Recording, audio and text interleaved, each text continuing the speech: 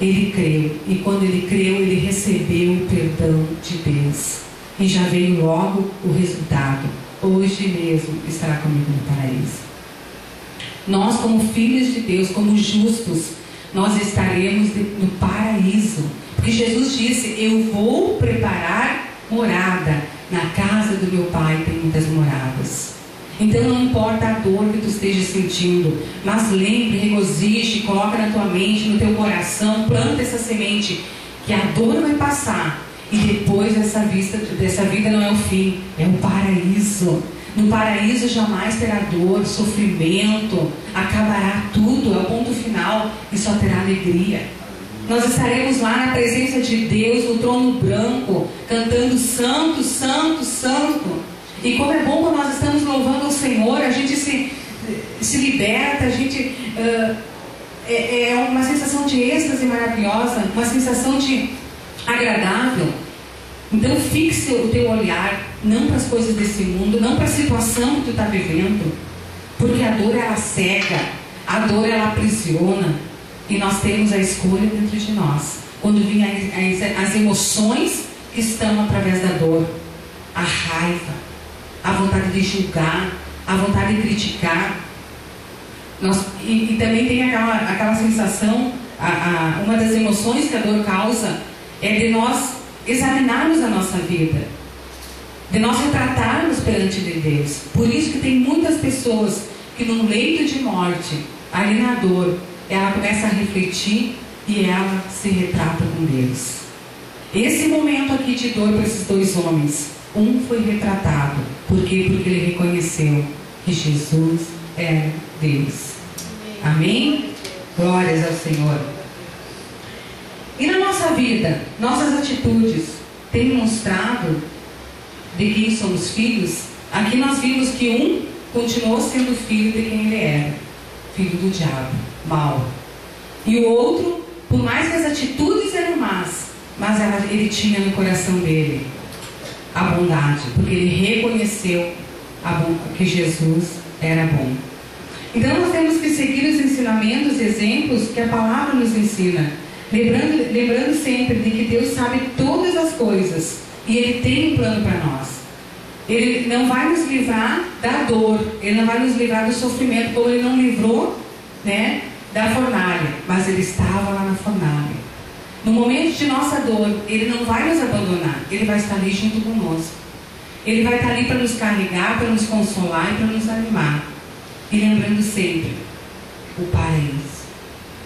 O paraíso, que é um lugar que é a morada que Deus vai preparar. Por mais que nós olhamos, quando a gente sai por aí, que vê aquelas casas bonitas, aquelas mansões, aqueles prédios maravilhosos, nós não conseguimos entender o que Deus está preparando para nós.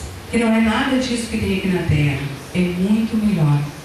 É um lugar onde a nossa dor vai acabar, nosso sofrimento vai ter só alegria, porque nós vamos estar na presença do nosso Deus, com Jesus sentado à direita de Deus Pai. A nossa vida, a nossa situação, o nosso andar, tudo está em nós, é a escolha que nós vamos fazer. Os caminhos estão ali postos, as portas estão ali, uma do lado da outra. A porta estreita, que o caminho é difícil, mas tem a ajuda do Senhor, e tem a porta larga. O caminho é espaçoso, mas é cheio de perdição, e que nos leva para o inferno, essa porta.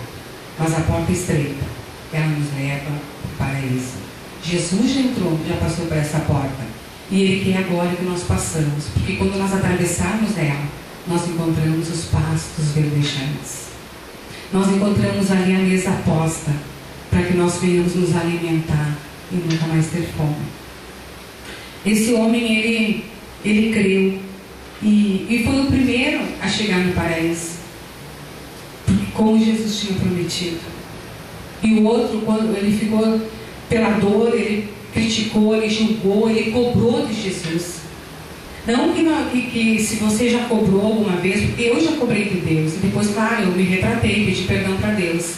Mas não podemos fazer da nossa vida uma constância cobrança de Deus. Mas nós temos que aceitar as situações, sabendo que Deus está conosco. E a situação que nós passarmos vai ser para nós crescermos.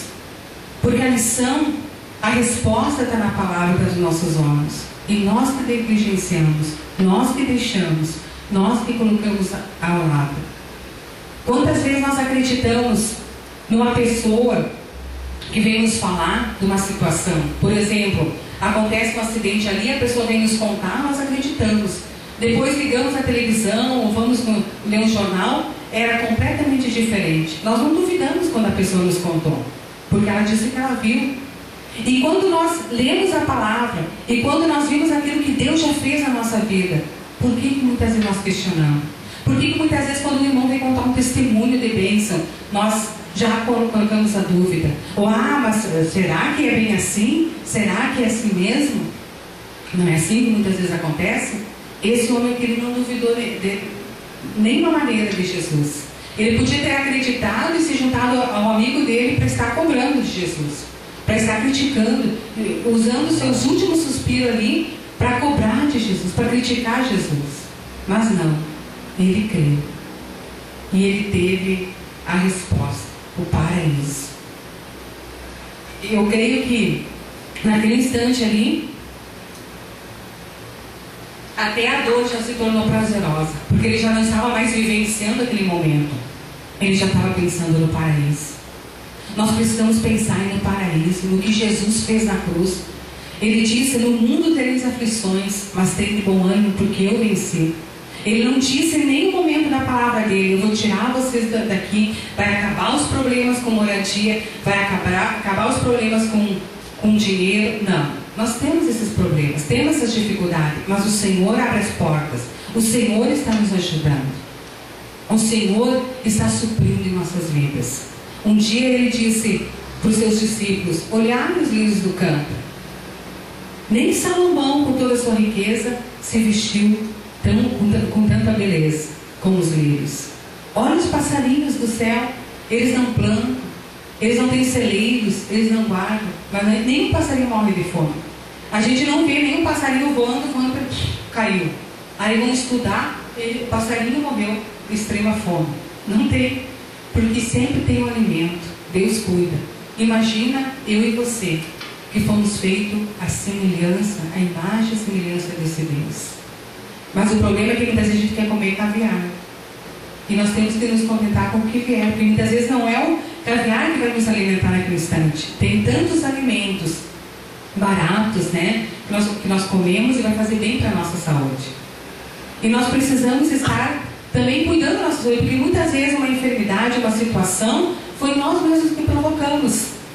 Até mesmo uma briga familiar, ou uma briga com irmãos, né, uma briga com vizinhos, uma dificuldade financeira, foi nós que gastamos demais e não cuidamos.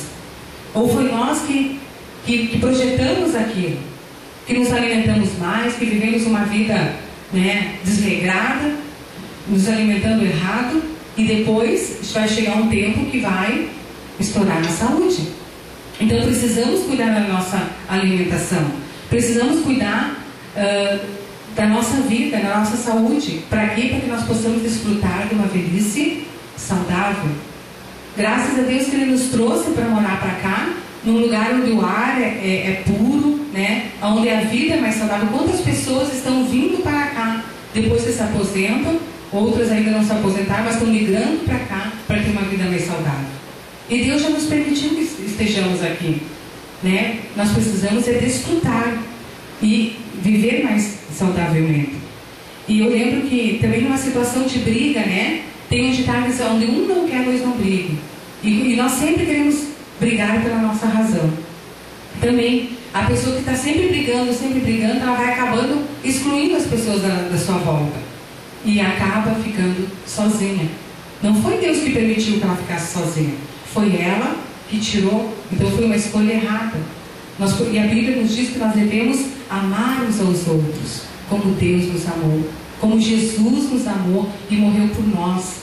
Se Ele tivesse olhado nossos pecados, nossos erros, né? Mas ele olhou e amou. Ele disse: não, eles podem ser diferentes, eu vou perdoá-los. E quantas vezes nós não perdoamos as pessoas à nossa volta. Nós queremos brigar pela nossa razão.